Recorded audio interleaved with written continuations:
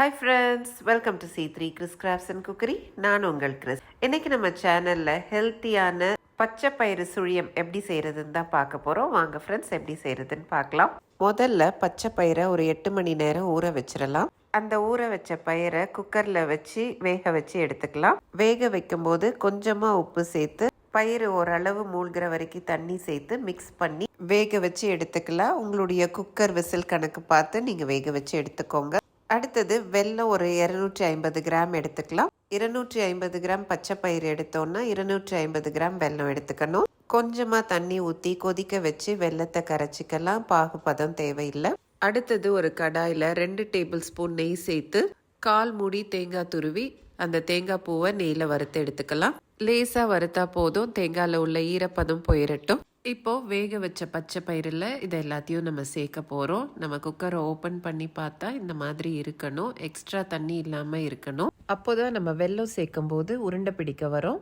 இந்த மாதிரி நல்லா மசிச்சதும் நெய்யில் வறுத்து வச்சிருக்க தேங்காவை சேர்த்துக்கலாம். அதை நல்லா மிக்ஸ் பண்ணி விட்டுட்டு ஒரு 1/4 டேபிள் ஸ்பூன் ஏலக்காய் தூளையும் சேர்த்து அதையும் நல்லா மிக்ஸ் பண்ணி விட்டுறலாம். அடுத்தது காய்ச்சி வச்சிருக்க வெல்லத்தை வடிகட்டி சேர்த்துக்கலாம். ஏன்னா வடிகட்டாமல் சேர்த்தோன்னா சில நேரத்தில் கல் தூசி எல்லாம் இருக்கும். அதனால தான் நல்லா மிக்ஸ் பண்ணி விட்டுறலாம். இப்போ நம்மளோட ஸ்டஃபிங் ரெடி ஆயிடுச்சு.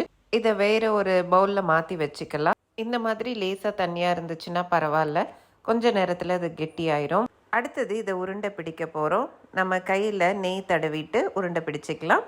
இந்த மாதிரி நம்ம ஃபஸ்ட்டே உருண்டை பிடிச்சி வச்சிட்டோன்னா நமக்கு ஈஸியாக இருக்கும். சிலவங்க பேட்டர் ரெடி பண்ணிவிட்டு உருண்டை பிடிச்சி அப்பப்போமே போட்டு எடுப்பாங்க.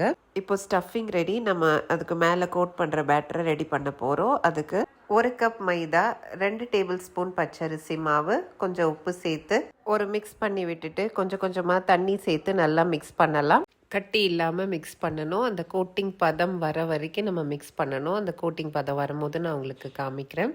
மிக்ஸ் பண்ணும்போது கொஞ்சம் கொஞ்சமாக தண்ணி சேர்த்தே மிக்ஸ் பண்ணுங்கள். இப்போ பாருங்கள், கட்டியே இல்லை, இந்த பதத்தில் தான் இருக்கணும். ஸ்பூன் பின்னால் இந்த மாதிரி ஒட்டணும். அடுத்தது கடாய் அடுப்பில் வச்சு எண்ணெய் சேர்த்து எண்ணெய் நல்லா சூடானதோ ஒவ்வொரு உருண்டையும் இந்த கோட்டிங் பேட்டரில் டிப் பண்ணி எண்ணெயில் போட்டு டீப் ஃப்ரை பண்ணி எடுக்கணும். எண்ணெயில் போடும்போது கடாய் சைஸ்க்கு ஏற்ற மாதிரி ரொம்ப க்ரௌட் ஆகாமல் போட்டு எடுக்கணும். நம்ம இந்த பக்கம் அந்த பக்கம் திருப்பி 2 நிமிஷம் வேக விட்டோம்னா நம்மளோட சூடான சுவையான சூப்பரான சுழியம் ரெடி. இந்த ஹெல்த்தி வெர்ஷன் ஆஃப் பச்சை பயிறு சுழியம் கண்டிப்பாக நீங்கள் ட்ரை பண்ணி பாருங்கள். ஃப்ரெண்ட்ஸ், உங்களுக்கு இந்த வீடியோ யூஸ்ஃபுல்லாக இருந்துருந்துச்சுன்னா இந்த வீடியோக்கு ஒரு லைக் கொடுத்துருங்க. இது போன்ற நிறையா வீடியோஸ் பார்க்க நம்ம சேனலுக்கு சப்ஸ்கிரைப் பண்ணிக்கோங்க.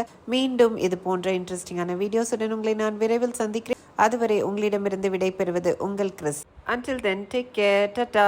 Thanks for watching.